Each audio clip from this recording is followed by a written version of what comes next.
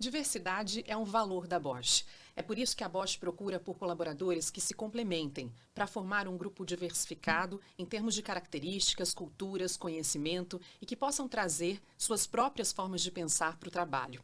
A Bosch valoriza todos os colaboradores, independentemente da orientação sexual ou identidade de gênero. Neste episódio, nós vamos falar de um tema particularmente relevante: os desafios da inclusão da comunidade LGBTQI+, no mercado de trabalho. No mundo cada vez mais diverso, conectado, a inclusão se torna não apenas um valor, mas uma necessidade. Eu sou a Marcela Varani e a partir de agora embarco com vocês nessa jornada de reflexões sobre o mercado de trabalho na vida dos profissionais LGBTQI+, seus desafios e como juntos nós podemos construir um futuro mais consciente, humano, acima de tudo, inclusivo e respeitoso. Bom, e para dar início ao nosso episódio de hoje, eu trouxe aqui um time muito especial, o Eric Berenguel, especialista de desenvolvimento e diversidade da Bosch. Olá. Olá, tudo bem? Eu sou o Eric, meus pronomes são ele, dele. Eu sou um homem, cisgênero e gay. E é um prazer estar aqui com vocês hoje para a gente trocar um pouco sobre esse tema. Obrigada, Eric. Está aqui comigo também o Max Liupkevicius, estagiário de RH também da Bosch. Bem-vindo. Muito obrigado. Oi, gente. Eu sou o Max. Meus pronomes são ele, dele. Sou um homem trans, pansexual. E é uma honra estar aqui com vocês para esse bate-papo. Tenho certeza que vai ser sensacional. O prazer é nosso aqui. Também a nossa convidada especial conectada com a gente, a Mara Moira. A Mara é travesti, feminista, doutora em teoria e crítica literária pela Unicamp. Bem-vinda, Mara. É um prazer estar aqui com vocês. Meu pronome é ela, dela. Eu sou cria aí de Campinas. Estou muito feliz de estar aqui com vocês. Muito obrigada pelo convite. Obrigada a você pela presença. Para a gente aquecer um pouco aqui nosso papo, nossa conversa, vou trazer algumas informações, uns dados aqui para o nosso tema. Um relatório da McKinsey, Diversity Wins, How Inclusion Matters, publicado em 2020, afirma que as empresas com maior diversidade de gênero e orientação sexual tendem a ter um melhor desempenho financeiro do que aquelas com menos diversidade. Olha só, embora o relatório não se concentre especificamente na comunidade LGBTQI+, ele enfatiza que a diversidade de identidade e orientação sexual é um componente importante na diversidade geral da empresa. Aqui no Brasil, um outro dado, especificamente no Brasil, a pesquisa Raio-X da Diversidade, que foi feita pela consultoria Elas, também no ano de 2020, mostrou que as empresas brasileiras ainda têm um longo caminho a percorrer quando se trata de inclusão de funcionários LGBTQI+. Só 39% das empresas analisadas afirmaram ter ações de diversidade e inclusão voltadas para o público LGBTQI+. É uma realidade que se apresenta, então, um número ainda muito baixo, 39% das empresas, né, Eric? Começando com você esse nosso papo, a gente sabe, então, que os desafios ainda são inúmeros, né? Os desafios enfrentados pela comunidade LGBTQI+, no ambiente de trabalho. Você poderia enumerar alguns para a gente? Claro. Eu gosto sempre de começar por um desafio que eu acredito que, apesar de básico, mas ele é primordial para a gente dar sequência em todas as ações que a gente precisa realizar nesse sentido. Que é ter um ambiente seguro, ser um espaço seguro, né, para as pessoas LGBTQI+. Então, quando você está em um ambiente em que você não se sente convidado, que você não sente um acolhimento, é até uma questão mesmo de que você não vai conseguir experienciar quem você é em sua totalidade. E aí, a partir disso, isso prejudica você não só na questão pessoal, mas na questão profissional também, principalmente quando a gente está falando de ambiente de trabalho. Eu acho que é um trabalho que a ser feito nesse sentido, com a liderança, né? Porque quando a gente está falando de mudança dentro de uma organização, a gente sempre começa pela liderança, né? A liderança que vai dar o tom. Então, acho que o primeiro trabalho a ser feito nesse sentido, para eliminar logo essa primeira barreira, seria a conscientização, né? Trazer os líderes para a realidade e falar que, apesar de a gente ver uma predominância por vezes, né? Muitas das vezes, corporativamente falando, de uma predominância branca, heterossexual, masculina, mostrar que existem outras realidades e que devem adentrar e fazer parte do mundo corporativo. Max, você poderia trazer para a gente aí outros desafios que você enxerga no dia a dia? Bom, eu concordo bastante com isso que o Eric falou, né? A questão de você ter uma representatividade também. Quando você não tem ninguém ali que você se assemelha, tem a questão da afinidade, do tipo, nossa, ele tem a mesma orientação sexual que eu. Quando não tem, assim, alguém logo de cara, você fica naquela insegurança, naquele medo, né? Porém, quando isso é trabalhado, é conversado sobre, você se sente confortável, você se sente seguro, e do tipo, olha só, eu também posso ser eu mesmo, eu também estou ali no meu lugar certo. Então, eu concordo bastante com isso que ele trouxe. E é muito complexo isso, como eu falei, da questão do medo, né? Muitas vezes você vai para uma entrevista de emprego, você tem aquele medo de você falar, poxa, eu sou um homem trans. O que a outra pessoa vai pensar? Tipo, será que eu vou perder essa chance? Eu vou perder esse emprego por eu falar quem eu sou? por eu falar sobre mim, por eu jogar a real ali e contar sobre o meu gênero, que o meu gênero não é o mesmo que foi designado quando eu nasci. Então tem muito isso, essa barreira do medo do bloqueio. Amara, 2023 a gente ainda precisa falar, né, de bloqueios, de barreiras que existem ainda no mercado de trabalho. O que você poderia elencar para a gente na sua experiência? Espaço educacional nas instituições de ensino, essa questão é ainda mais drástica, né? Porque a gente, de alguma forma, na sociedade, aprendeu a pensar que questões LGBTQIA+, são questões que não têm nada a ver com a escola, né? Como se a gente não fosse um dia criança, como se a gente não é adolescente, como se a gente não participasse desse esquema, né? De todo esse processo formador que é o colégio, que é depois os cursinhos, as universidades. Eu fui professora. Eu sou professora hoje, faz 6 anos que eu dou aula numa instituição de ensino, professora de português, de literatura, né? Mas para que eu pudesse entrar em sala de aula como professora, eu precisei contar com a coragem do meu empregador, né? Então eu precisei que ele tivesse a coragem de me bancar ali naquele espaço, que é um espaço que tem tanto medo dos nossos corpos. E é interessante que eu tenho um currículo muito bom, né? Eu sou formado, eu tenho um doutorado na Unicamp, uma das universidades mais prestigiadas do Brasil. Eu sei muito de literatura, a minha tese de doutorado foi sobre um dos autores mais difíceis da literatura ocidental. Não deveria ser um ato de coragem, não deveria precisar, né, que o empregador fosse corajoso para me contratar. Porque, por exemplo, 15 anos atrás, quando eu estava no começo da minha graduação de letras na própria Unicamp, não precisou de um ato de coragem para me contratar quando eu fui procurar emprego. Eu estava ali precisando de dinheiro, né, fui procurar, e naquele momento, ainda não existindo como uma pessoa trans, ainda estava no armário essa questão, né? E aí eu fui procurar um emprego e fui contratado, né, naquele momento existindo como um homem para a sociedade, fui contratado como professor de literatura por um grande colégio de Campinas, né? Então é interessante que naquele momento, quando eu não sabia quase nada de literatura, quando eu estava no começo da minha trajetória universitária, quando minha idade era tão próxima dos meus alunos, inclusive, naquele momento parecia tranquilo me darem essa oportunidade. E aí, tantos anos depois, 10, 15 anos depois, agora é necessário um ato de coragem, por mais que eu seja uma profissional muito mais capacitada, né? Porque esse universo ainda tem muito medo, né, de apenas abrir as suas portas para que nós estejamos lá, né? Então, a mensagem é muito forte, mesmo que eu esteja falando só de Machado de Assis. Eu estou dando aula de literatura, estou falando de Graciliano Ramos, de Clarice Lispector, né? Mas, de alguma forma, parece que só do meu corpo está lá, ele já manda uma mensagem para a sociedade, e a sociedade ainda está, né, decidindo se ela quer encarar essa mensagem ou se ela prefere nem saber dessa possibilidade. Você já falou um pouquinho aí da sua jornada profissional, né, de parte desse caminho, mas como é que foram esses desafios até a sua autodescoberta, autoaceitação e esses embates também que você encontrou aí no mercado de trabalho? Bom, eu sou uma cria de Campinas, nasci e cresci aí, né? Fiz Unicamp, fiz mestrado, fiz doutorado aí também, mas em algum momento eu precisei vir para São Paulo, porque aqui eu tenho condições de poder existir na sociedade de uma maneira plena. Aqui eu posso ser professora, aqui eu sou palestrante, aqui eu sou chamada para diversos eventos. Em Campinas a minha vida estava em boa medida limitada à universidade, e quando eu terminei o ciclo, quando eu terminei meu doutorado, parecia que não existia mais como continuar na cidade, né? A menos que eu fosse tentar viabilizar minha existência a partir dos trabalhos que a gente nem considera trabalhos nessa sociedade nossa, né, que é justamente a prostituição, né? Eu até exerci trabalhos como esse por um tempo, né? Eu tenho um livro contando um pouco sobre as minhas experiências como prostituta no Jardim Itatinga, aí de Campinas, e Se Eu Fosse Puta. O livro foi traduzido, já é super conhecido, sou uma escritora também, além de professora, né? Mas parece que para poder ser outra coisa que não prostituta em Campinas, né, não seria possível, né? Eu precisei então vir para outra cidade, uma cidade maior, né, atrás de um espaço para poder me colocar no mercado de trabalho de outras maneiras, né? Porque é isso. Eu sou uma travesti, né? Eu sou escritora, mas também gostaria de poder continuar sendo professora, assim como eu era antes da minha transição, né? E como eu creio que creio que poderei ser até o final da minha vida, se me derem a oportunidade, né? Então, um pouco do trabalho, da dificuldade tem a ver com isso, né? E aí é interessante que, como eu estou lá por um ato de coragem do meu empregador, né? Às vezes eu fico sempre naquele medo, assim, né? E se os alunos se rebelarem, sobretudo no começo, né? Quando eu comecei a dar aulas, né? E se os alunos se rebelam, né? E falam que eles não querem ter aula com uma travesti, né? Ou os pais dos alunos ficam preocupados de eles estarem tão próximos de uma travesti, né? Ou se os funcionários se rebelam, se os outros professores, quem ganha essa queda de braço, né? E aí é interessante que, é isso, eu precisei contar com um empregador que não só tivesse a coragem de me contratar, mas ele chegar para mim e falar, olha, Amara, se tiver uma manifestação transfóbica contra você, por parte dos alunos, dos pais de alunos, de outros funcionários, eu quero que você saiba que nossa opção é por você, né? E que a gente vai agir com todo rigor para impedir que atos transfóbicos ou atos discriminatórios ocorram a seu respeito dentro da instituição.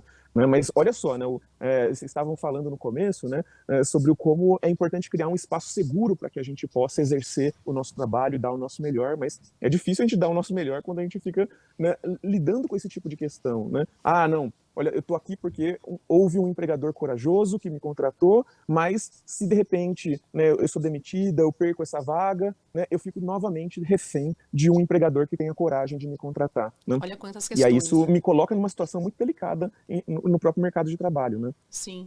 Max, conta um pouco pra gente da sua experiência pessoal nesse sentido. Claro, até compartilhando um pouco da dor ali da Amara, eu também fui professor por um tempo de inglês, então dava aula em escolas de idiomas antes da minha transição e durante ela também, digamos assim. Então, quando eu estava colocando meu nome social, quando eu estava mudando alguns documentos, eu não estava empregado em nenhuma empresa, fui buscar a escola de inglês e participei lá de um processo seletivo. No meu currículo eu coloquei meu nome social, coloquei lá Max e não o meu nome feminino, né, de registro. E aí a entrevista correu totalmente bem, foi maravilhoso lá, sabe? Do tipo, não, tá tudo lindo, tá tudo perfeito, seu inglês é muito legal, adorei sua didática e tal e tudo mais. Não, aí a gente vai marcar, né, pra você fazer o exame admissional e tudo mais, e nananã. Aí eu, então, tem uma questão, eu tô fazendo a troca dos meus documentos, então alguns documentos vão vir ainda com o meu nome de registro. A pessoa fez uma cara de interrogação do tipo, quê? Aí eu, então, é que eu sou um homem trans. A expressão da pessoa mudou na hora. Então, do tipo, eu vi que, poxa vida, e agora? Aí ela, como assim? Eu nasci, né, fui designado ali do sexo feminino, mas eu não me identificava com aquele gênero, né, que disseram que eu tinha, e eu resolvi me adequar ao gênero que eu realmente sou. E eu tô fazendo a troca dos meus documentos para isso, mas alguns documentos ainda virão dessa forma. Aí ela, tá, não, é que eu achei que você fosse gay. Eu fiquei com uma cara, oi? Não, é porque a gente até tem um professor gay aqui. A frase, a gente até tem um professor gay aqui, do tipo, eu até tenho amigos homossexuais. Aí eu, na hora, eu já sabia que, do tipo, nossa, melou a vaga. Aí depois eu recebi ainda um feedback, né, por e-mail, muito tempo depois, acho que um mês depois, a pessoa nem se deu o trabalho do tipo de mandar na outra semana e tal, justificando que eu não tinha experiência o suficiente para trabalhar com crianças, sendo que eu tinha basicamente uns 13 anos aí de experiência lecionando em inglês para crianças e adolescentes. Então foi muito chocante, assim, sabe, tá nesse processo da troca ali do nome, dos documentos e tudo mais, a pessoa, assim, pela minha expressão, me olhar e do tipo, me ler como um homem, mas aí quando eu falar, abrir para ela sobre isso, sobre a trajetória de vida, a pessoa do tipo, pera, não é isso que a gente procura, né? O que os alunos não vão pensar, o que os pais dos alunos não vão pensar, ou até mesmo pelo preconceito da própria pessoa. E até chegar a Bosch?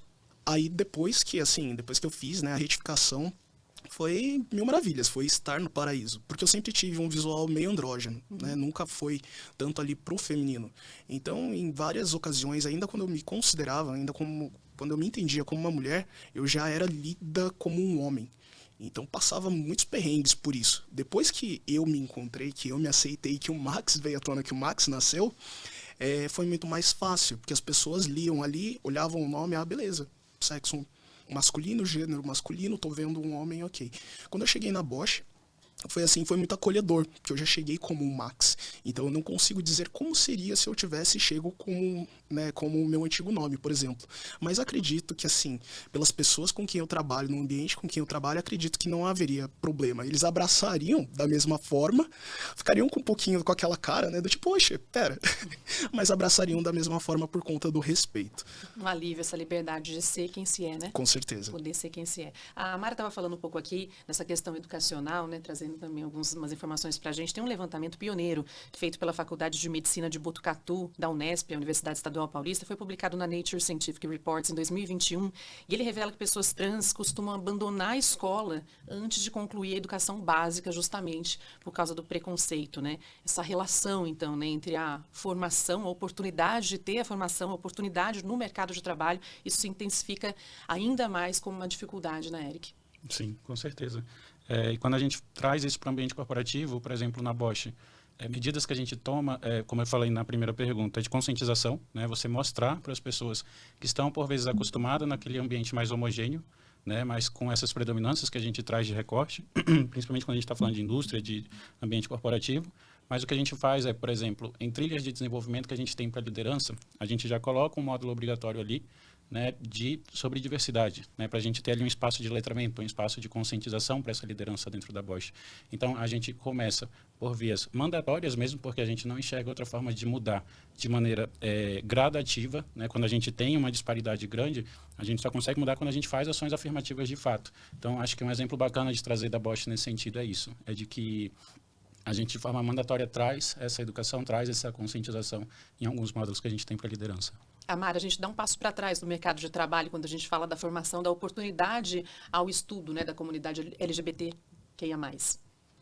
Sim, né? Aquilo que eu estava falando, né, parece que esse universo não é feito para nós, né? Então não querem discutir, né, questões LGBTQIA+, no espaço escolar, acham que isso é ideologia de gênero, acham que isso está formatando, fazendo propaganda, né, fazendo com que mais crianças, adolescentes, né, se sintam tentados a se redescobrir, a se reinventar. E, na verdade, tem uma questão de, justamente, né, durante muito tempo eu tinha dificuldade de nomear o que eu estava sentindo, quem eu era, né, faltava com quem eu pudesse conversar. Essa questão é particularmente dolorosa, porque a gente não existe com quem você conversar sobre isso, né? Uma criança que esteja ali se descobrindo LGBT, né? Seja gay, lésbica, bissexual ou até trans, essa criança não tem com quem conversar, porque ela chega para os coleguinhas, se ela fala isso com algum colega, dependendo de com quem for, né, ela pode ser hostilizada no espaço escolar, e o espaço escolar vai ser esse espaço que vai naturalizar aquela violência, né? Os próprios professores vão tratar aquilo como natural, os funcionários, diretora, ninguém sabe lidar com isso, ainda hoje em escolas, né?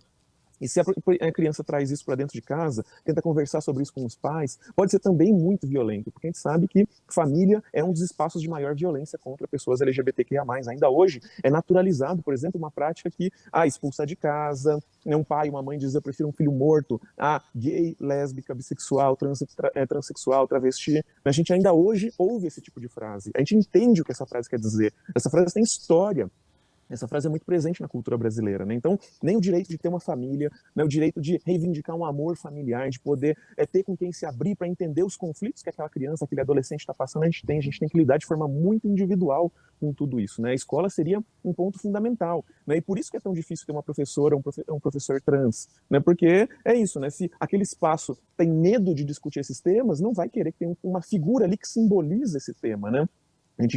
Eu fui professor antes de me entender como uma pessoa trans, eu já me entendia como uma pessoa bissexual, só que era uma pessoa bissexual que não falava sobre isso. Meu chefe não sabia sobre isso. O diretor da escola onde eu dava aula não sabia sobre isso. Eram coisas que eu conseguia guardar para mim, né? Mas é também terrível, né, a gente ter que guardar coisas para mim. Eu não posso falar sobre isso para o meu chefe, ele não pode saber isso da minha existência, porque senão o meu próprio emprego fica em risco, né? Eu queria até perguntar para o Max como é essa questão, porque agora que ele tem uma leitura social masculina e tem lá os documentos, né, com o nominho masculino, né, muitas vezes ele não tem que falar sobre, mas só que uma coisa é não ter que falar sobre, né, não ter que falar que eu sou um homem trans, eu sou uma pessoa trans. Outra coisa é não poder falar sobre. Aí é outra forma de viver no armário também, né, de ter que ficar escondendo isso do empregador, das instituições onde for trabalhar, onde entrar, né, como uma forma de se proteger, né? Então, essa questão da retificação dos documentos é uma grande transformação para pessoas trans aqui no Brasil, só que também, muitas vezes, a sociedade vai cobrar da gente que, já que você mudou seu documento, finge agora que você é uma pessoa cisgênera, né? É bem isso. Bom, eu consigo dar um exemplo de ter ido num posto de atendimento. Eu estava achando que eu estava com suspeita de apendicite, e aí passei na triagem e tudo mais para ir fazer o exame, tive que fazer uma ressonância, uma tomo ali para ver se era realmente a apendicite. Aí ok, entrei lá na máquina, tudo bem, as pessoas me tratando por ele e dele, me chamando pelo nome Max e tal, do meu documento. Aí daqui a pouco o técnico pega e me chama de lado, assim, do tipo, Max, você pode vir aqui um pouquinho? Aí eu fui, né? Aí a pessoa com uma cara assim desesperada, o técnico que tinha feito a imagem, aí provavelmente pela cara dele, ele estava com uma cara de que, meu Deus, eu tirei a imagem de uma pessoa e coloquei o nome da outra. Então eles não sabiam como perguntar pra mim do tipo, o que estava acontecendo. Perguntaram logo de cara, você fez alguma cirurgia? Aí eu tenho cirurgia bariátrica. Aí eles, não, então, você toma hormônio? Eu, sim, eu faço uso de hormônio, faço uso de testosterona e tudo mais. Então eu só tava esperando, tipo, pra ver até onde eles iriam, até onde chegaria o respeito ou não. Então eu dei a cordinha ali pra seguir. Não é que a gente tá com o resultado aqui do exame, mas a gente ficou na dúvida. Daí eu, sim, eu sou um homem trans, eu não tenho cirurgia, não sou operado. Daí ele, tá, então você não tem cirurgia nenhuma. Daí eu, não, eu ainda tenho o meu genital de nascimento, tenho as mamas e, enfim, eu sou um homem trans. Aí eles, tá bom. Aí eu vi a cara do técnico que do tipo foi um ufa. Do tipo, ele conseguiu relaxar. Então isso dessa parte, poxa, não tinha nenhum campo para eu responder. Eu poderia passar facilmente como um homem cis. E passa também pelo preparo dos profissionais, né, em lidarem com essas questões. Até eu queria, Eric, que você trouxesse pra gente, né, como é que se trabalha para erradicar o preconceito dentro do ambiente de trabalho. Sim. Vou resgatar a minha última fala, né, que a gente traz essa questão dos treinamentos, mas vou tirar um pouco essa carta aqui do meio e vou trazer, por exemplo, uma ação que a gente faz de letramento na Bosch. A gente tem um programa lá chamado Diversidade 1 a 1. E é um programa muito bacana porque a gente diz que é um programa de mentoria, né? Porque a gente convida os líderes a se inscreverem nessa ação. E aí, dentro da Bosch também, a gente tem grupos de afinidade. Então, por exemplo, o grupo LGBTQIA+, é chamado Grupo Orgulho em Si. Então, se eu sou hoje um gestor e que eu me interesso por essa ação e eu elenco qual pauta eu quero ter um entendimento melhor, alguém do grupo dessa pauta vem para ensinar e fazer um letramento nesse sentido com esse líder.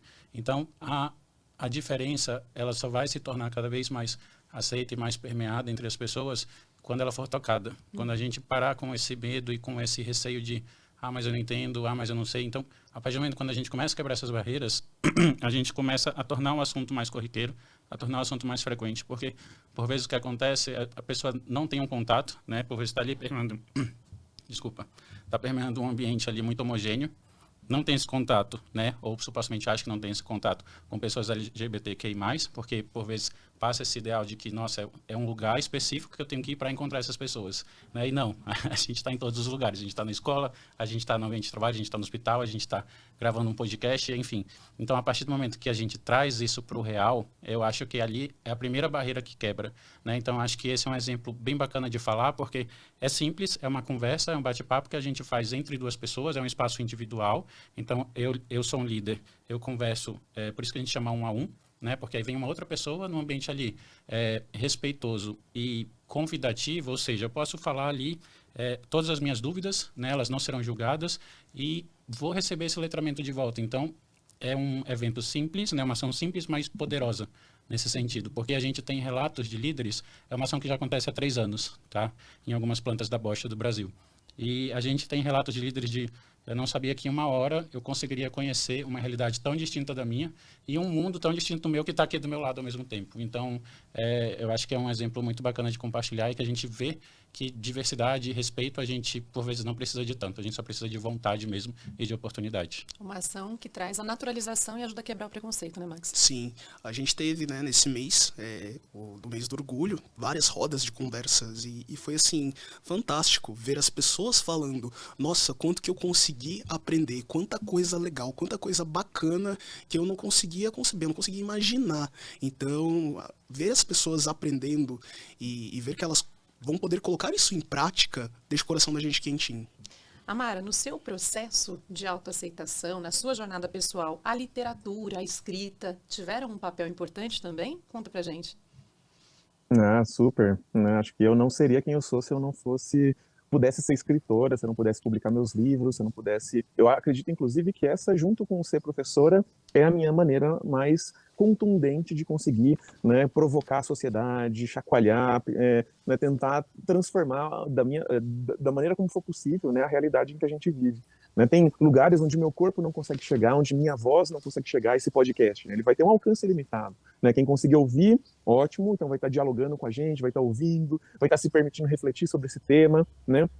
Mas existem lugares onde a gente acaba que nosso corpo não consegue chegar, nossa voz não consegue chegar, e aí escrever um livro é uma forma de poder estar presente em outros espaços e que esse livro permita que portas sejam abertas. Né? Então, se eu publico um livro e ele circula, e aí uma pessoa longeão, né, esse livro cai na mão dela, ela lê, né? Aquilo vai preparando, abrindo o caminho, amaciando o caminho para que pessoas trans possam ocupar aquele espaço, pessoas LGBTQIA+ possam ocupar esse espaço, né? Então eu tenho essa obra que eu já citei antes, né? Mas eu já escrevi também outras tantas obras. Escrevi o Vidas Trans, por exemplo, junto com mais 3 pessoas trans, né? Que é uma obra que eu gosto muito. E agora eu estou trabalhando num grande monólogo de uma travesti contando a história dela, né? E utilizando, né, justamente da linguagem, essa linguagem que a gente foi construindo na comunidade travesti, que se chama Bajubá, né?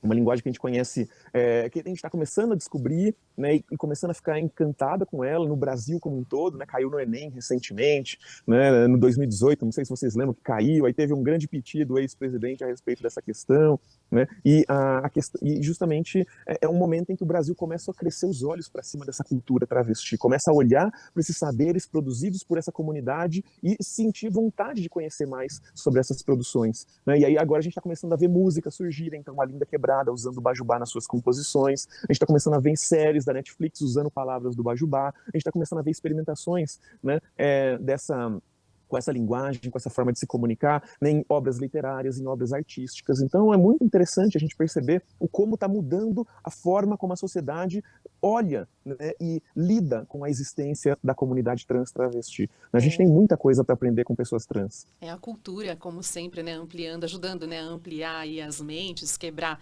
todos esses preconceitos. Antes da gente seguir aqui com o nosso bate-papo, eu queria fazer um convite a você, nosso ouvinte, que tradicionalmente acompanha o Bosch Talks em áudio. Eu quero lembrá-los que há algum tempo a gente também está disponibilizando os nossos conteúdos em vídeo. Então, caso você ainda não esteja inscrito no nosso canal no YouTube, é só assinar Bosch Brasil Oficial, youtube.com/Bosch Brasil Oficial, se inscrever para receber sempre aí os nossos conteúdos, tá? Agora, se você já é um espectador habituado ao YouTube, nosso convite é para que você conheça também todas as 3 temporadas do Bosch Talks disponíveis em todas as plataformas de podcast. Vamos voltar para o nosso papo. Eu acredito que a diversidade seja uma ferramenta muito potente dentro de uma empresa, né? Porque ela possibilita justamente essa variedade de olhares, de pontos de vista. Eric, de que forma que a diversidade ela traz inovação, desempenho dentro de uma empresa? Como a gente mesmo trouxe, né, a indicação da pesquisa da McKinsey, a gente vê que equipes que têm essa questão da diversidade, não só LGBTQI+, mas de gênero e de raça, você vai juntar ali backgrounds, contextos, né, de pessoas diferentes, de realidades diferentes, e a partir disso vai haver essa dinâmica mais construída, mais diversificada, né? Tanto a gente está falando aqui de diversidade.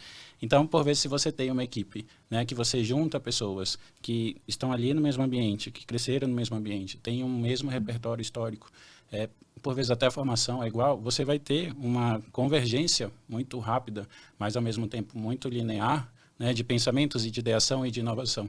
Agora, quando você pega pessoas, né, que uma veio de um estado, outra veio de outra formação, outra fez outra faculdade, outra tem uma visão de realidade um pouco mais dura, porque a vida a trouxe dessa forma, a vida a conduz dessa forma, infelizmente, né? A gente está numa sociedade que ainda é preconceituosa, que a gente precisa trabalhar nesse sentido. Então, quando você consegue enxergar de outra perspectiva, você traz isso em quem você é. Né? Tem um psiquiatra francês, que o nome dele é Christophe Dejoux.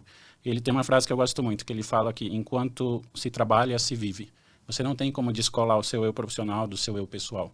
Então, a diversidade, a partir do momento que a gente tem uma equipe que é construída dessa forma, né, que tem todas essas diferenças em si, a inovação ela vem por si só, né? A partir do momento que você tem essas pessoas que compõem essa equipe, que são pessoas que têm histórias diferentes e que são diferentes. E quando você está mais à vontade, sendo quem você é, sua performance aumenta, né, Max? Com certeza, você deixa de ser um personagem para você ser você mesmo. Eu costumo dizer que toda a minha trajetória e até o nascimento do Max, até o ressurgir aqui, eu vivi um personagem, porque eu não me sentia eu. Eu fazia isso para agradar minha mãe, eu fazia isso para agradar os meus amigos, agradar o meu namorado na época, mas nunca estava bom, nunca estava feliz completamente com isso. Eu tive uma dificuldade extrema na questão, por exemplo, de orientação sexual. Quando eu me considerava mulher, teve uma fase que, não, pera, eu acho que, ok, eu gosto de homens, ok, sou hétero. Aí eu comecei a ter interesse pelo gênero feminino também. Não, pera aí, agora eu subi. Aí eu fiquei mais com mulheres. Não, eu acho que eu sou lésbica. Mas não era exatamente sobre isso, sobre a minha orientação em si. Era sim sobre a minha identidade de gênero. Então eu tava tentando performar, arranjar modos de me sentir confortável, mas eu nunca ia chegar lá até eu olhar pra dentro e, pera, deixa eu ajeitar aqui a pecinha que tá fora do lugar. E dentro do ambiente de trabalho, você estava falando um pouco, Eric, sobre essa importância de preparar as lideranças, né? Ter um líder atento a essa diversidade, a esses diferentes perfis, é muito importante, né? Com certeza, a gente tem a nossa estratégia de diversidade na Bosch e que ela tem os seus objetivos, né, os seus pilares que a gente chama. Então, por exemplo, a gente tem o pilar da representatividade, né, que a gente não só quer trazer essa diversidade para dentro da Bosch, mas a gente tem o pilar da inclusão e da equidade também, porque não adianta você só incluir, né, essa pessoa dentro desse ambiente corporativo e não dar esse preparo, essa estrutura para essa pessoa uma vez que ela está dentro, né, desse ambiente. Então, eu acho que coisas importantes para a gente elencar, além da conscientização da liderança, é você ter uma estrutura que vai trazer essa segurança, inclusive quando você tiver casos em que você precisa tomar alguma ação, né? Então, por exemplo, você ter um canal de ética, você ter um código de conduta, você ter um guia de diversidade dentro da sua empresa, como a Bosch tem, por exemplo, é o que vai estabelecer essa estrutura e esse amparo quando você tiver diversas situações que, por vezes, você vai precisar de uma orientação nesse sentido. Você pode contar um pouco mais para a gente sobre esse fórum que a Bosch assinou em 2023? Claro, com certeza. Foi um marco muito importante para a gente, né? O Fórum LGBT é um movimento empresarial em prol aí da promoção dos direitos das pessoas LGBTQI+. Então, para a gente avançar nessa história e colocar uma ação afirmativa de fato, um marco temporal aí na história da Bosch de que estamos aqui declaradamente, né, nos colocando como aliados, como parceiros, como um espaço seguro para pessoas LGBTQI+. Então, a gente assina com o Fórum LGBTI mais empresarial esse compromisso pelos direitos das pessoas LGBTQI+. Então, a cerimônia ela aconteceu em março desse ano, no início de março, com a presença do presidente, o Gaston, né, presidente da Bosch Latinoamérica. E foi uma cerimônia muito bacana. A gente fez uma cerimônia virtual, tinha centenas de pessoas na live, a gente tirou foto, comemorou, porque de fato foi um momento em que a Bosch falou que esse é um lugar que vai não só respeitar, como promover. E aí, a partir desse momento, a gente cria um ponto a mais de identidade ali, que não só empodera quem é da comunidade LGBTI+, como passa um recado para as demais pessoas também, de que esse espaço aqui respeita e vai continuar respeitando. Maravilha. Amara, que principais desafios você poderia elencar para a gente aqui que a comunidade LGBTQI+, ainda enfrenta, o que precisa para superar esses desafios aí nos tempos atuais? Olha, acho que a gente precisa... Tem muita coisa básica ainda que tem que ser feita, né? A gente já mudou de patamar, né? Já não é mais a mesma realidade que 10 anos atrás. Agora a gente já tem CEOs, né? Pessoas LGBTQIA+, ocupando o cargo de CEO, já tem grandes figuras na política, já não é mais só o Jean Willis como o único porta-voz, né, assumidamente LGBT no Congresso. A gente está conseguindo, né, viabilizar, né, criar muitas figuras nesse espaço da mídia, né, das artes, como pensadores, né, dentro das instituições de ensino, mas também tem coisa básica que a gente vai precisar fazer, né? Então, por exemplo, esse direito à família é uma das questões primordiais, me parece, né? Porque se você tem família, se tem um grupo familiar unido, que gosta de você, que vai lutar pelo seu direito de existir, né, de não ser hostilizado, perseguido, violentado, seja no ambiente escolar, seja na rua, seja na vizinhança, se tiver gente que vai lutar por você, gente com quem você pode contar, gente que você vai poder, que vai poder te acolher em momentos de dor, em momentos de alegria também, né? Isso é importantíssimo, né? Então a gente está começando a ver, por exemplo, mães se mobilizando pelo direito de seus filhos LGBTQIA+ existirem. Então, mães pela diversidade, mães pela liberdade. Então, vários grupos vão surgindo, né, coletivos de mães lutando pelo direito dos seus filhos e filhas de existirem, de terem uma vida tranquila, uma vida digna, né? Então, de poderem ter acesso aos estudos, de poderem ter acesso ao mercado de trabalho, né? De poderem constituir amigos, de poderem constituir família, não só estarem naquela família, mas pessoas trans também poderem constituir família, né? Então, a gente está nesse espaço de lutar pelo nosso direito de ter família. A gente precisa também tratar como prioridade o nosso direito de ter acesso às instituições de ensino, de poder não só acessá-las, mas permanecer nelas, né? Então, acesso e permanência. Como é que a gente faz para que pessoas LGBTQIA+, possam frequentar esses espaços, né, sem ser hostilizadas, sem que esse espaço naturalize, normalize a violência contra os nossos corpos, né? E também, de alguma forma, a gente vai precisar agir no mercado de trabalho. A gente vai precisar começar a fazer com que empresas se comprometam, né, com essa transformação da sociedade, né? Não basta ficarem assistindo, esperando tudo se transformar, não. Elas vão ter que também ter um papel ativo nessa transformação da sociedade. Vão ter que começar a mudar, né, ter um perfil de contratação diferente, né, que não tire, né, do mapa não jogue no lixo, né, os currículos que cheguem e que nitidamente sejam de pessoas LGBTQIA+, sobretudo trans, né, como o Max estava contando, né, a partir do momento que o empregador descobre que é uma pessoa trans, né, esse currículo já vai para a lata do lixo. Então a gente vai precisar começar a discutir isso a sério, né, empregabilidade, direito aos estudos, direito à formação, direito ao espaço escolar e direito à família, né, são 3 questões para mim centrais para a gente conseguir transformar a realidade LGBTQIA+, no Brasil. Tá tudo ligado e é urgente, né? O Max compartilhou com a gente a experiência da importância do uso do nome social, né, na sua vida, no seu dia a dia, e isso impacta muito a inclusão nas empresas, né, Max? Com certeza. Pela questão da identificação, a questão do respeito.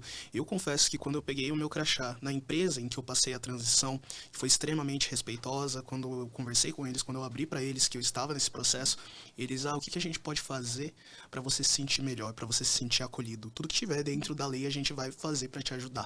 Queremos ser o seu ponto de apoio. Isso foi muito bacana. E uma das primeiras coisas que foi mudado foi o meu crachá. Eu tinha mudado somente o nome social, não tinha feito ainda a retificação dos documentos. Então, ver o meu nome Max lá... Se reconhecer. Nossa, me reconhecer, ver minha foto, porque trocaram minha foto também, colocaram uma foto onde eu já estava mais masculino, que já estava fazendo a utilização dos hormônios. Então, é um respeito muito grande, onde a gente se sente empoderado, a gente se sente ali, poxa, eu faço parte, é um momento que, poxa, eles me respeitam. E você ser tratado por quem você é, não tem preço, sabe? Sim. Eric, na Bosch teve o hasteamento da bandeira LGBTQI+, né, e um simbolismo incrível isso, né? Com certeza. Hastear a bandeira é uma ação literal, né, de a comunidade LGBTQIA+ existe aqui. Né? Estamos aqui, vamos ficar aqui, a gente ocupa esse espaço também, e esse espaço deve ser ocupado por todos, todas e todes. Né? Então, quando a gente hasteia a bandeira, é uma mensagem para todos os lados. Né? Tipo, é um símbolo visual ali de que, para quem faz parte, como eu falei, se sente empoderado, né? E para quem não faz parte, mas é um aliado, ou por vezes nem é um aliado, não entende, ou então nem quer entender, quando a gente vê casos de resistência, mostra a mensagem de que aquilo existe, né? De que aquilo não está escondido, de que aquilo vai permanecer e de que a pessoa vai ter que lidar com aquilo. Então, hastear a bandeira é muito necessário. Talvez um dia não seja mais, mas a gente ainda está longe desse dia chegar, e até lá a gente continua hasteando. A própria sigla, né, LGBTQIAPN+, ela foi evoluindo junto com a sociedade, né, Amara? Você pode explicar para a gente a importância dessa sigla? Bom, eu brinco geralmente nas minhas falas, né, que quando a gente começou a reivindicar, né, não foi, a reivindicação começou a ganhar corpo, né, uns 70 anos atrás, né, na época das primeiras cirurgias feitas em pessoas trans, né, nos anos 50 nos Estados Unidos, em outros lugares do mundo, a gente estava vendo primeiras pessoas trans conseguindo fazer as suas cirurgias, e nesse momento parecia que a grande reivindicação era: não é porque você nasceu com pênis que você precisa ser homem, não é porque você nasceu com vagina que você precisa ser uma mulher. Então, ou seja, não você pode reivindicar outro gênero a despeito do genital com que você nasceu. O genital não é destino, o genital não define quem você é, quem você precisa ser. Né? Só que aí, com o tempo, a gente foi vendo que a coisa ia se expandindo e ganhando mais complexidades. Né? Então, de repente, vão começando a surgir pessoas dizendo: por que tá, eu não é porque eu nasci com pênis que eu preciso ser homem, mas independente do genital com que eu nasci, por que é que eu preciso ser ou homem ou mulher? Então começam a surgir pessoas que não quero ser nenhuma coisa nem outra. Né? Essas duas palavras, elas são muito carregadas de sentidos, né? Elas já foram muito exploradas ao longo da história da humanidade, né? E acho que eu quero poder inventar outras palavras para tentar pensar o que eu sou, né? Quero tentar trazer outras palavras que criem outros caminhos, né? Que nos indiquem como é que a gente pode existir, né? E é um pouco né? E aí outros grupos vão também se querendo aproveitar essa visibilidade toda para também trazer visibilidade para suas pautas, né? Grupos que muitas vezes têm conexões diretas com questões LGBT e às vezes até não. Então, por exemplo, a gente vai ter, né, lésbicas, gays e bissexuais, questões de orientação sexual, aí tem a letra T, que vai falar sobre identidade de gênero, não é sobre quem eu sinto atração, por quem eu sinto atração, mas é de como é que eu me vejo, como é que eu me entendo, né? Vai ter o I de pessoas intersexo, então pessoas que nascem com alguma questão corporal, né, que a medicina deixa a medicina em dúvida sobre se aquele corpo é do sexo masculino ou feminino, né, nasce com características que podem ser de ambos os sexos, né, o que na prática diz pra gente, né, que não existe dois sexos apenas, existe uma imensidão de possibilidades, né? Mas a nossa sociedade binária só sabe lidar com esse masculino, feminino, homem, mulher. Então, quando nasce uma criança e ela tem um corpo que não cabe completamente nas nossas definições de sexo masculino ou feminino, o que acontecia até muito pouco tempo, e ainda hoje acontece bastante também, é a gente submeter esse corpo, muitas vezes saudável, a mutilações, a práticas invasivas, cirúrgicas, medicamentosas, na tentativa de aproximar esse corpo desse modelo binário, seja de masculino ou feminino. Isso é violentíssimo. Então, pessoas intersexo estão agora também conseguindo visibilizar a sua condição, visibilizar as violências que passaram, né, toda essa violência que é naturalizada também na nossa sociedade, e muitas pessoas intersexo são pessoas trans, né, pessoas intersexo podem ser LGBT também, lésbicas, gays, bissexuais, né, então estão com a gente na sigla, né, pessoas assexuais, a letra A, né, então que também foram, durante muito tempo, patologizadas, né? Não querer ter relações sexuais ou afetivas parece que é uma doença, parece que é um problema. Então, muitas vezes a sociedade vai querer que, não, essa pessoa precisa tomar um remédio, precisa fazer um tratamento psicológico para querer ter relações sexuais ou afetivas. De repente, a gente está começando a perceber que algumas pessoas simplesmente não querem. Talvez elas gostem mais de ver série, de comer um pedaço de bolo, do que de todo esse enrosco, todo o problema que é uma relação afetiva e sexual, né? Que, convenhamos, nem sempre é tão boa quanto a gente gostaria de acreditar que é, né? A existência da... Q... Desculpe, pode falar. E a letra Q, que é uma letra importada dos Estados Unidos, o queer, né, que tem pouca pegada ainda aqui no Brasil, mas acaba que é uma letra muito importante. São figuras que borram as fronteiras de gênero, sexualidade, né, figuras, né, figuras meio ambíguas ali, né, que ficam boicotando esse binário de gênero e sexualidade, né, e a letra P de pansexual, que seria pansexuais e bissexuais, são duas maneiras de pensar a sexualidade que não apenas se define por, eu gosto de uma pessoa só, de um tipo de pessoa só, né? Não, pansexuais e bissexuais se relacionam com pessoas independente do gênero delas, né? A existência da sigla. Última coisa, o mais é justamente quando o que ainda não soubemos nomear, o que ainda não soubemos trazer aqui em forma de letrinha, a gente coloca nesse mais aí, indicando que muita coisa ainda está por vir, né? Que pode aumentar ainda mais, né? A existência dessa sigla, ela também ajuda a definir políticas públicas e até ações corporativas, não é mesmo? Sim, com certeza. Isso da questão, né, das caixinhas, às vezes eu costumo falar, né, tem muitas vezes colocado a caixinha do binarismo, né, ou homem ou mulher. Mas hoje em dia tá muito mais aquilo de um presente de inimigo secreto, que você coloca várias caixas dentro da caixinha, então não tem uma caixinha ali só. E cai muito também na questão do estereótipo, né, eu tive uma conversa com um dos nossos grupos da Bosch, do Papo Reto, onde tive a honra de participar, fui convidado, e uma das questões que eu levantei lá pra eles, o que é ser homem pra vocês? É um grupo que desconstrói a questão do machismo. E aí eles, calma, que pergunta complexa. Se é homem, você tá falando da questão social, se é homem da questão estrutural, gente, tá aberto. Falem o que vocês pensam. Né? Porque a gente tem muito aquilo um ser homem tem que ser um ser machão, rústico, barbado e tudo mais, e não pode ser aquele cara sensível, um cara que opta por ser depilado e tudo mais. E o que é ser uma mulher? A mulher tem que ser frágil, tem que ser submissa, tem que ser toda feminina, não tem que ser assim. Então esses estereótipos, assim, a gente tem que quebrar isso. Porque uma frase que eu sempre levo comigo também, eu sempre falo, é a questão de que a única semelhança que a gente tem são as nossas diferenças, que todo mundo é diferente.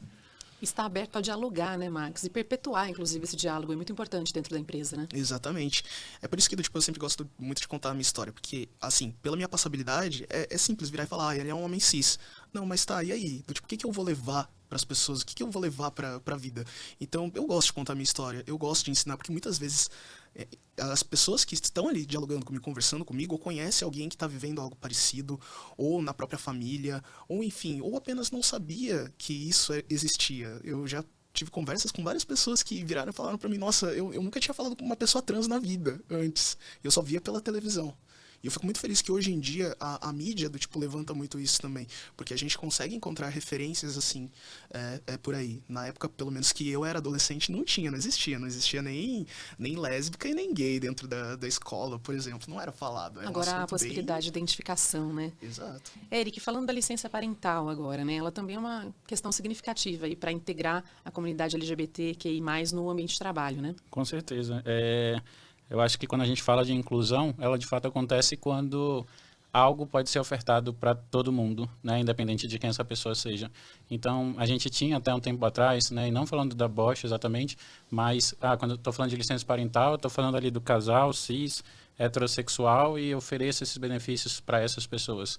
E conforme a gente foi vendo nessa ramificação, essa diversificação que a gente tem, e os benefícios seguindo também nesse caminho, a gente vê a inclusão acontecendo de fato. Então, quando a gente fala de licença parental dentro da Bosch, que ela pode ser ofertada e é ofertada para casais heterossexuais, homossexuais, cisgêneros, transgêneros, a gente vê a inclusão acontecendo ali. Então, uma vez, independente também se você tem ali uma concepção natural ou uma adoção, essa licença parental ela é ofertada, né? No caso, para a mãe, são 180 dias, desculpa, e para o pai são 20 dias, né? E quando é, por vezes, até questão de adoção, ou quando você não tem ali essa questão do binarismo, claro, você pode inclusive se declarar, não, eu me declaro como a mãe da criança ou eu me declaro como o pai da criança. Né? Então, eu acho que isso é um avanço fantástico, né, e que a Bosch oferece hoje para os seus colaboradores nesse sentido. Que fique aqui de exemplo para tantas outras empresas, né? Amara, voltando aí com você, o que você poderia dizer para alguém que está lutando aí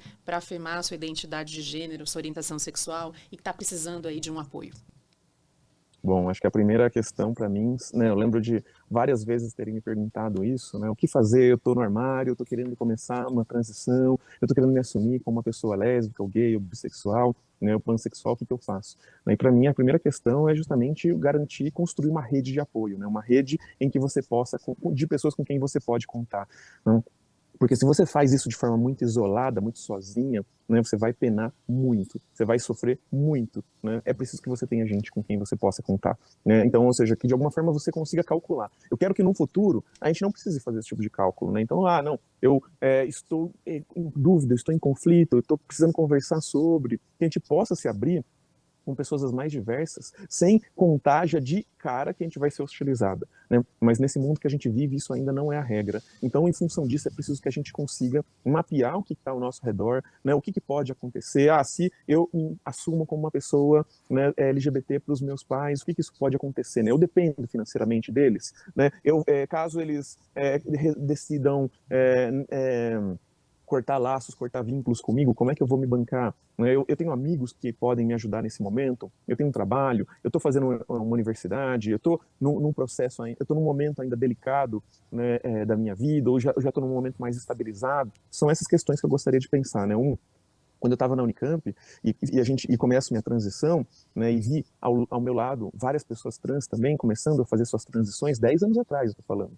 Né, é um momento que começa a ganhar mais evidência, a gente começa a se sentir segura naquele espaço e começa a transformar aquele espaço num lugar que nos ajuda a bancar a nossa transição. Né? Então a gente estava muitas vezes longe dos olhos dos nossos pais ou responsáveis, né? A gente tinha uma bolsa de estudos, né?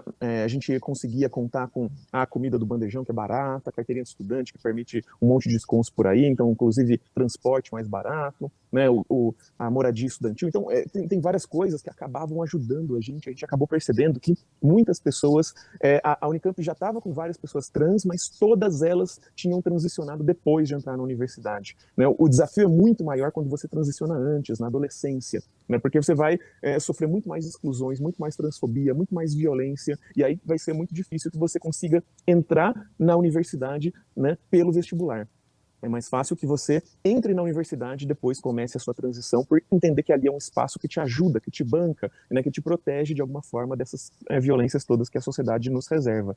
Né? E eu gostaria então de pensar maneiras para que a gente expanda isso. Né? Não precisa apenas de uma universidade para poder fazer uma transição de uma forma um pouco mais tranquila, né? Que a gente possa contar com as nossas famílias, possa contar com os nossos empregadores e empregadoras, possa contar com as instituições de ensino em que a gente estiver, não só essas que têm uma militância estudantil mais combativa, né, mais presente, né, então que a gente possa transformar essa sociedade como um todo num lugar acolhedor. Mas enquanto isso, né, é preciso que a gente pense sempre nessa rede de apoio, né, com quem a gente vai poder contar quando a gente começar esse processo. Que todas as pessoas encontrem, né, esse espaço e esse apoio, né, onde quer que seja. Vamos para o nosso quadro Bosch Responde aqui. Tem uma mensagem, comentário aqui do Jackson Santos. Lembrando que é importantíssimo falar sobre diversidade o ano inteiro, não só no mês de junho, que é o mês do orgulho. Espera que esse tema seja falado aí durante todo o ano, inclusive no dia a dia das empresas, né? O que a gente está fazendo aqui hoje, inclusive. O Marcel também tem um comentário aqui, uma mensagem, e conta que ele é da equipe da Anhanguera Ferramentas e que foi visitar a Bosch, vivenciou um pouco da cultura da Bosch, aprendendo sobre produtos, fazendo treinamentos com especialistas, alinhando também metas e objetivos, e diz que foi uma experiência muito enriquecedora vivenciar ali de perto o que é a Bosch, desde o momento da recepção até o final do treinamento, e que ficou nítido para ele o respeito às pessoas, a dedicação dos profissionais e também a diversidade, Eric. Ele reforça isso aqui e agradece o pessoal da Bosch, viu? Bacana. Eu tenho uma experiência pessoal para compartilhar aqui com relação à Bosch, que eu me reconheci como homem gay quando eu tinha 18, 19 anos. E aí, de lá para cá, é uma construção e uma desconstrução, né? A Bosch já é minha quinta ou sexta empresa, né, no meu currículo. E ali nas primeiras empresas eu não abria muito sobre homossexualidade, né? Quando o pessoal começava a falar sobre namorada, marido e tudo mais, eu sempre era o que ficava mais calado. Depois eu fui fortalecendo quem eu era, e muito importante a gente ver esses tipos de movimentos afirmativos, né, como por exemplo o hasteamento da bandeira, que é realizado em algumas empresas, assim como a Bosch, porque vai trazendo essa segurança para a gente, e vai mostrando para a gente que existem ambientes seguros. Então, por exemplo, nas minhas últimas empresas antes da Bosch, eu já abria um pouco mais, já me afirmava como uma pessoa gay, e cada vez mais querendo, né, estar ativamente, né, na pauta LGBTQI+, eu comecei a me afirmar sempre que eu tinha a oportunidade, né? Não de forma gratuita, mas sempre que havia um espaço, tipo, e você, Eric? Não, eu tenho namorado, eu tenho marido. Então, na Bosch foi bacana porque na entrevista eu já senti ali que tinha um ambiente muito inclusivo, né? Tipo, as entrevistadoras trouxeram isso para mim, e ali na entrevista mesmo eu falei, eu já tenho 8 anos que eu moro com uma pessoa, já tenho 8 anos que eu estou junto com uma pessoa, o nome dele é David, então, e ali eu já pude ser quem eu era desde do dia 1, por assim dizer, desde a entrevista. Então, contando um pouco da minha história, inclusive, com a Bosch, aconteceu dessa forma. Maravilha. Vamos para o break, fazer aquela pausa para vocês trazerem um pouco das dicas, né? Seja de um livro, de uma série, que vocês quiserem indicar aqui relacionado ao tema. Começando por você, Max, o que você pôde usar como recurso aí, com livro, filme, série, nesse seu processo, nessa sua jornada de transição, de aceitação e também de empoderamento? Bom, um filme que eu gosto muito, que tem uma mulher trans, né, é A Garota Dinamarquesa. Adoro esse filme, foi um filme, assim, muito legal, muito marcante também. Toda a construção e desconstrução que é feita no filme. Já a série, eu indico Sense8. É Sense8? Pera, gente. É Sense8, né? Sense8. Tem Nossa, uma chamada buguei. Sense8. Buguei aqui. Eu indico Sense8, que é uma série também sensacional, porque amplia isso. Não vê só como o binário ali. Tem várias identidades de gênero envolvidas, várias orientações sexuais também lá. Então é bem diversa. São as duas que eu trago para indicação. E você, Eric? As duas são audiovisuais, então a primeira é um documentário que tem na HBO Max chamado Coisa de Menino.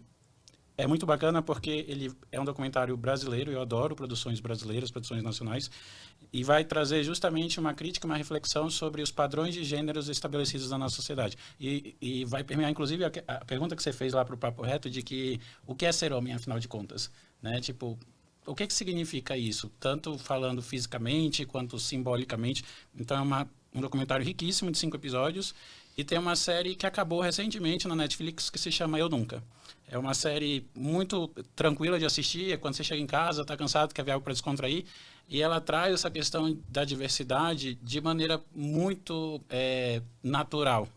A protagonista é uma menina indiana, e ela tem ali 2 amigas, uma é lésbica, a outra tá se descobrindo ali. Então, você vê ali atores trans, você vê ali atores não binários e tudo colocado de uma maneira muito espontânea. E vai trazer reflexões ali ao longo das temporadas. São só 4 temporadas de episódios curtos, que as pessoas perguntam quanto tempo tem episódio. Então, eu já costumo falar que são episódios curtos, e é uma indicação que eu acho que vale muito a pena para as pessoas conhecerem. Amara, qual a sua dica pra gente? Olha, eu vou recomendar um livro que para mim é fundamental para a gente conhecer um pouco mais da história loucona que a gente tem no Brasil, chamado Devassos no Paraíso. É um livro que conta desde o começo da colonização, né, ele traz todo tipo de relato, de registro, né, de referência a figuras que que rompiam com os paradigmas oficiais de gênero e sexualidade nesse território, né? Então, a gente vai ter uma grande redescoberta da própria história, mostrando, né, trazendo tanto narrativas, né, dos colonizadores, dos viajantes, dos padres, né, como também relatos produzidos nos processos da Santa Inquisição, quando a Santa Inquisição veio para o Brasil, querendo perseguir, sobretudo, hereges e sodomitas, né? Os sodomitas são os antepassados da comunidade LGBTQIA+. Então a gente vai ter bastante documento sobre isso, bastante documento sobre escritores, sobre pensadores, né, que falavam sobre, que eram muitas vezes também da comunidade, né? É maravilhoso, vem até os dias de hoje, a gente vai ter até os dias de hoje, nessa última edição que saiu, vale muito a pena, né, tanto para consulta, né, quanto para vocês conhecerem mais uma visão panorâmica sobre esse Brasil pela perspectiva queer, pela perspectiva LGBTQIA+. E uma série que eu gosto muito também e que acho, né, eu não consegui chegar até o final porque ela é muito dolorida para mim, assim, ela mexe com coisas muito profundas, assim, quando eu pensando na existência trans, travesti, né, mas eu recomendo muito porque ela é ótima para fazer com que a gente consiga imaginar o que é esse mundo pela perspectiva trans, né, e a série chama Pose, né, ela parece que está em mais de um streaming, tem 3 temporadas, ela é fabulosa, ela é feita, né, com muita gente trans, tanto no elenco quanto na produção também, então isso é uma coisa importante, né, que não é simplesmente que usaram nossas histórias, né, mas também nos remuneraram, né, então a gente também se beneficiou, né, dessas narrativas estarem sendo contadas, a gente foi ouvido, a gente, né, teve direito à voz na hora de definir como é que essa história vai ser contada, qual a perspectiva que vai ser assumida, então essa obra nos ensina muito, tanto da perspectiva da narrativa, quanto da própria produção dela, a gente tem muito a aprender com Pose. Nossa, tudo anotado aqui. Gente, que riqueza. Eu amo Pose. Bom demais, Nossa. né? A gente chega ao fim aqui desse episódio, então, com uma reflexão essencial. A inclusão e a diversidade vão além de uma simples responsabilidade corporativa. Elas são um compromisso de todos nós, né? Garantir que cada pessoa possa expressar a sua autenticidade no ambiente de trabalho não é apenas uma questão de direitos humanos, mas também um elemento-chave para a construção de um ambiente de trabalho mais próspero, inovador e produtivo. Juntos nós somos capazes de moldar um futuro mais inclusivo, diversificado e representativo. O futuro das coisas está diretamente atrelado à nossa capacidade de aceitar, valorizar e celebrar as nossas diferenças. Na Bosch, nós moldamos o futuro por meio das inovações tecnológicas de alta qualidade e de serviços que despertam entusiasmo e melhoram a vida das pessoas. Isso sim é tecnologia para a vida. Eric, Max, muito obrigada pela participação aqui, viu? Obrigado. Foi um prazer, Amara, muito obrigada. Feliz demais de estar aqui, obrigado mais uma vez pelo convite, adorei estar com vocês, Eric e Max também, muito prazer conhecer um pouco da história de vocês. Prazer foi nosso. Gostaria de agradecer também todo mundo que acompanhou o nosso programa e te convidar a seguir a gente nas redes sociais. Eu sou a Marcela Varani e esse foi o Bosch Talks, o podcast sobre o futuro das coisas. Os nossos programas são mensais, esse podcast é uma iniciativa da Bosch. Acesse então bosch.com.br, lembrando que Bosch se escreve com SCH. O podcast Bosch Talks é produzido pela agência Digitale. Você pode acessar também digitale.com.br/podcast. A apresentação é comigo, Marcela Varani. Produção e roteiro são de Samuel Leite. A edição dos conteúdos em vídeo do Murilo Silva. A edição da versão em áudio do podcast do Guilherme Silva. E a direção geral de Aline Melosi, Ellen de Paula e Samuel Leite. Este é um produto Digitale Content.